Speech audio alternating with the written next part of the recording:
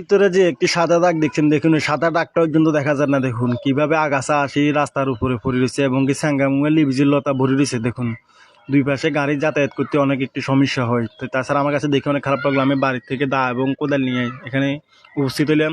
তো উপস্থিতের মাঝে আরেকটা কথা বলতে চাই, এই ঝোপঝাপের ভিতরে রাতে বিকেলে অনেক সাপ দেখা যায় এখানে। যখন আমরা এই সড়কের উপরে বসে থাকি অনেক সাপ দেখা যায়। সাপ একবার রাস্তার ওই সাইডে আসে, একবার ওই সাইডে যায়।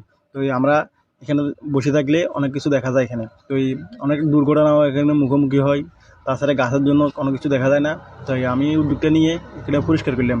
তো অনেকজনেরা ফুল বসে রয়েছে সড়কের উপরে, কেরুগ্য কুইয়ের, কেরুগ্য হাঁসের, কেরুগ্য কান্দার লাগে নিয়ে হাগলে কাম করে।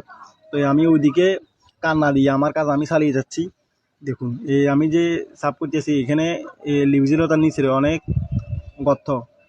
গর্ত বলতে ইন্দুরের গাঁথা বলে আর কি, অনেক ইন্দুরের গাঁথা। তো আমি অনেক সাবধানে কাজ করছি। তো তাছাড়া কিছুদিন আগে আপনারা সবাই দেখছেন আমার জালের মাঝে